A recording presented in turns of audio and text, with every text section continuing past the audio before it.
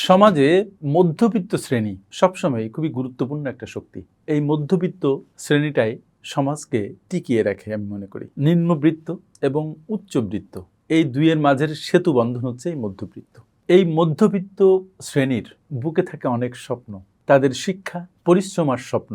এই তিনটি বিষয় মধ্যবিত্তর জীবনকে সামনে এগিয়ে নিয়ে যায়। যে সমাজে মধ্যবিত্তের সংখ্যা যত বেশি, সেই সমাজ তত বেশি শক্ত, তত বেশি সক্ষম, তত বেশি শিক্ষিত। সেখানে মূল্যবোধের চর্চা তত বেশি। যে সমাজে মধ্যবিত্ত ক্ষয়িষ্ণু বা মধ্যবিত্তের পতন ঘটেছে, সেই সমাজ মনে করবেন অবক্ষয়ের দ্বার প্রান্তে পৌঁছেছে। আজকে একটা মজার ব্যাপার নিয়ে আপনাদের সামনে হাজির হয়েছি, যে এই যে মধ্যবিত্ত যাদের সমাজে গুরুত্ব এত বেশি, তারাই কিন্তু অধিকাংশ সময়ই ফিনান্সিয়াল একটা ট্র্যাপে আটকে যায়। এই শ্রেণীটা কারো কাছে কিছু চাইতে পারে না, তারা অনেক কষ্ট করে অন্যকে দেয়, মাথা নিচু করতে পারে না, মেধা মননে তারা এগিয়ে থাকে, আত্মসম্মান বোধ তাদের প্রচণ্ড, তারা হাত পাততে পারে না, দে আর গিভার্স।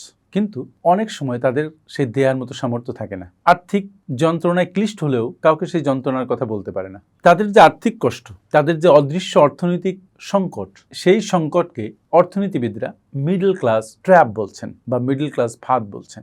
আজকের আলোচনার বিষয় হচ্ছে যে আপনি কি মিডল ক্লাস ফাঁদে আটকে গেছেন? এই ফাঁদের মূল বৈশিষ্ট্য হচ্ছে আপনার আয় আছে, জীবনযাপন চলছে, সম্মান আছে, সম্মান হারানোর ভয় প্রবল, আপনার জীবন সামনে এগিয়ে চলছে বটে, কিন্তু বিশেষ কোনো সম্পদ তৈরি হচ্ছে না। লং টার্মে দেখবেন যে আপনার অভাব লেগে থাকছে, কমছে না। আপনি চাকরি করছেন, ব্যবসা করছেন, কিন্তু আর্থিক স্বাধীনতা কোনোভাবে আসছে না। মিডল ক্লাস ফাঁদ বা ট্র্যাপ যেটা আমি বলছি, এটা আসলে কি, সেটা নিয়ে কিছু কথা একটু বলা দরকার। এটা বললে আপনি বুঝতে পারবেন যে আপনি আসলে মিডল ক্লাস ফাঁদে আটকে গেছেন কিনা, বিশেষ করে অর্থনৈতিক ক্ষেত্রে। মিডল ক্লাস ফাঁদ বলতে এমন একটা পরিস্থিতি বোঝায় যেখানে একটি পরিবার বা একজন মানুষ প্রাণান্ত পরিশ্রম করে, কষ্ট করে, সততার সাথে ইনকাম করছে, ইনকাম যা করছে খরচ প্রায় সমান সমান করছে বা কখনো বেশি করে ফেলছে।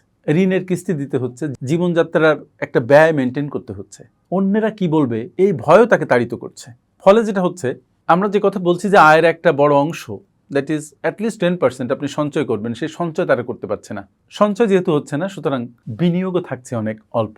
তার ফলশ্রুতিতে কি হচ্ছে, বছরের পর বছর নিরন্তর পরিশ্রম করেও আর্থিক অবস্থার বিশেষ কোনো পরিবর্তন হচ্ছে না। টানাটানির একটা অবস্থা সারাক্ষণ থাকছে তাদের জীবনে। এই মধ্যবিত্ত সম্পর্কে রবার্ট কিওসাকি তার রিচ ড্যাড পুয়ার ড্যাডে কিছু কথা বলেছেন। কথাটা হচ্ছে এরকম, যে মধ্যবিত্তের সবচেয়ে বড় সমস্যাটা হচ্ছে যে তারা যেটাকে সম্পদ মনে করে, সেটা আসলে তাদের পকেট থেকে আরো বেশি টাকা বের করে নিয়ে যায়। উদাহরণ হিসেবে যদি বলি, যেমন ধরেন আপনি খুব কষ্ট করে একটা গাড়ি কিনলেন, আপনার মনে হলো এই গাড়িটা আপনার সম্পদ, কিন্তু ইনস্টলমেন্টের টাকা, ঋণের পাশাপাশি গাড়ির প্রভাবে আপনার আশেপাশের অনেক খরচ বেড়ে যায়। এটা আপনি ভাবছেন সম্পদ, কিন্তু এটা আসলে লায়াবিলিটি। ঠিক ওরকম অনেক ঋণ করে অ্যাপার্টমেন্ট কেনা, এটাও আপনি ভাবছেন যেটা বুঝি সম্পদ, আলটিমেটলি এটা দায়।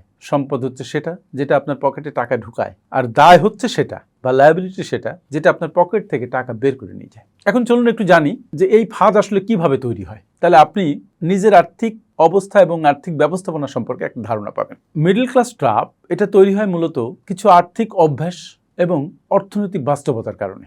যেমন, এক, আয় বাড়লে খরচও বাড়ে। এখন বেতন পাচ্ছেন আপনি 50,000 টাকা, কিছুদিন পরে একটা প্রমোশন পেয়েছেন, বেতন হয়েছে 75,000 টাকা। এখন আপনি থাকছিলেন 20,000 টাকার বাসায়, সাথে সাথে আপনি করলেন কি, 35,000 টাকার বাসা ভাড়া নিয়ে নিলেন। তার মানে আপনার ইনকাম বেড়েছে, সেই বর্ধিত ইনকামটা আপনার সঞ্চয় হতে পারত, বিনিয়োগ হতে পারত, কিন্তু সেটা না করে করলেন কি, আপনি আপনার বাসা ভাড়া বাড়িয়ে দিলেন, মানে খরচটা বাড়িয়ে দিলেন। মধ্যবিত্তের এটা একটা বড় সমস্যা হয় যে আয় বাড়লে সাথে সাথে খরচকেও বাড়িয়ে দেয়। কখনো কখনো এমনও হয় যে সামনে আয় বাড়বে এটা ভেবেই বর্তমানে খরচকে বাড়িয়ে দেওয়া হচ্ছে, যেটা আপনার আর্থিক স্বাধীনতার ক্ষেত্রে বড় বাধা এবং আপনার সম্পদ ক্রিয়েশনের ক্ষেত্রে এটা আপনাকে বিলম্ব করে দেয়। বা কখনো কখনো এমন হয় যে আপনার এই অভ্যাস বজায় থাকার কারণে আপনার সম্পদই গঠিত হয় না। তাহলে এখানে যেটা করা দরকার সেটা হচ্ছে লাইফস্টাইল ইনফ্লেশন, যেটা এই যে আয় বাড়ার সাথে সাথে খরচ বাড়িয়ে দেয়া, এই ব্যাপারে আপনাকে কেয়ারফুল হতে হবে যদি মিডল ক্লাসের এই আর্থিক ভালনারেবিলিটি আপনি কাটাতে চান। নাম্বার 2, ঋণের উপরে নির্ভরতা। আপনার একটা লাইফস্টাইল আপনি মেনটেন করছেন, হয়তো এমার্জেন্সি ফান্ডও আপনি রাখেন নাই,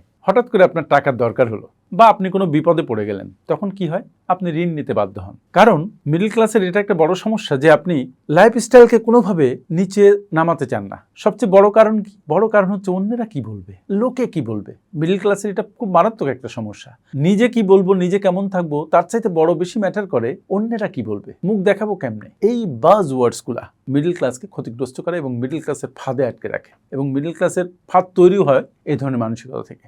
তারপরে যখন আপনি এই ঋণ নিলেন, ঋণের কিস্তি পরিশোধ করতে হবে না, আপনাকে নিয়মিত ঋণের কিস্তি পরিশোধ করতে হবে। তার মানে একটা দারুণ প্রেশার। বেতন বাড়লেও বিশেষ কোনো উপকার নেই, ফায়দা নেই, কারণ ঋণ পরিশোধ করতে করতে আপনি হাঁপিয়ে উঠেছেন। ফলে আপনি সঞ্চয় করতে পারছেন না, বিনিয়োগ তো অনেক পরের কথা। পয়েন্ট 3, বিনিয়োগের অভাব, যেটা একটু আগে বলছিলাম। মধ্যবিত্তের মধ্যে একটা বড় জিনিস কাজ করে যে তারা টানাপোড়েনে থাকে, সঞ্চয় ঠিকমতো করতে পারে না। আবার যারা সঞ্চয় করে তারা বিনিয়োগ করতে ভয় পায়, বিনিয়োগ করতে চায় না। তারা বিনিয়োগের ঝুঁকিকে ভয় পান। আবার মনে করেন যে অল্প টাকা বিনিয়োগ করে কি আর এমন হবে। ফলে হয়তো তারা সঞ্চয় করছেন কিন্তু সম্পদ তৈরি করছেন না। সঞ্চয় যেটুকু করছেন সেটা ইনফ্লেশনে খেয়ে ফেলছে।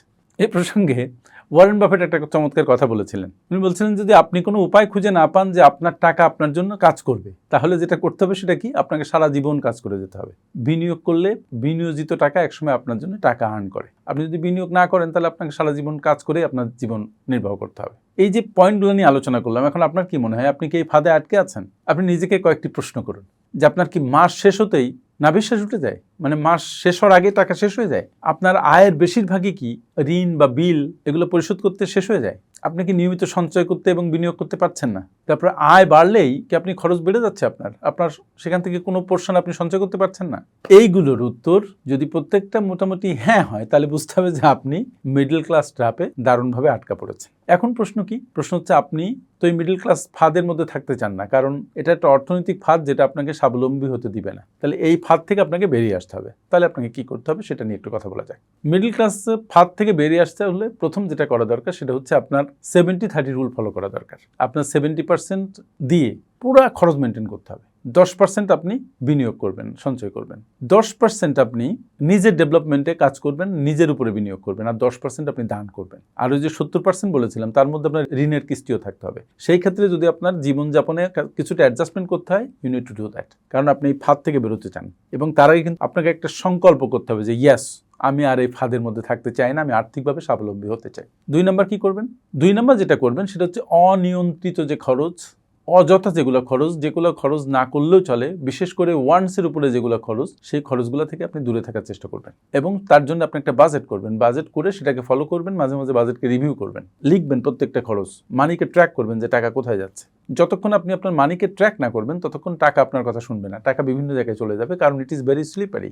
আর 3 নম্বর যেটা করবেন সেটা হচ্ছে আপনি সম্পদ তৈরি করার দিকে মনোযোগ দিবেন, যে সম্পদ আপনাকে ভবিষ্যতে আয় করে দিবে। যেমন আপনি ব্যবসা করতে পারেন, শেয়ার মার্কেটে ইনভেস্ট করতে পারেন, এসআইপিতে ইনভেস্ট করতে পারেন, ল্যান্ডে ইনভেস্ট করতে পারেন। এগুলো আপনার আয়ের একটা উৎস তৈরি করবে অথবা লং টার্মে আপনাকে ভালো ক্যাপিটাল গেইন দেবে। মধ্যবিত্ত যে ফাঁদের কথা বললাম এটা কোনো স্থায়ী অবস্থা না, কিন্তু আপনি যদি সচেতন থাকেন, আপনি যদি আপনার মানি ম্যানেজমেন্টের বিষয়ে ওয়াকিবহাল হন, আপনি যদি একটা ডিসিশন নেন যে আপনি এই ট্র্যাপের মধ্যে থাকবেন না এবং আমি যে বিষয়গুলো বললাম সেগুলোকে মনোযোগ দিয়ে ফলো করতে থাকেন, তাহলে আপনি এই ফাঁদ থেকে বেরিয়ে আসতে পারবেন। এবং মিডল ক্লাসের যে ট্র্যাপ, বিশেষ করে আর্থিক ট্র্যাপ, এই ফাঁদ থেকে আপনার বের হওয়া দরকার, কারণ এটা আপনার ভালো রিটায়ারমেন্ট করতে দিবে না। এটা আপনাকে আর্থিক টানাটানির মধ্যেই রাখবে। রিটায়ারমেন্টের পরেও দেখবেন যে আপনার কাছে কিছু নেই, অন্যের কাছ থেকে ঋণ করতে হচ্ছে অথবা ছেলে মেয়ের উপরে ডিপেন্ড করতে হচ্ছে বা কোনো আত্মীয় স্বজনের উপর ডিপেন্ড করতে হচ্ছে। ফলে প্রথম কথা হচ্ছে আপনার এই ফাঁদ থেকে বের হওয়া দরকার। দ্বিতীয় কথা হচ্ছে আপনার আর্থিক স্বাধীনতা দরকার। সো আগে দেখুন যে নিজে ট্র্যাপে আছেন কিনা, থাকলে সেখান থেকে পর্যায়ক্রমে ধীরে ধীরে বের হয়ে আসুন সচেতনভাবে। আমার সাথে এতক্ষণ থাকার জন্য অনেক অনেক ধন্যবাদ। Thank you.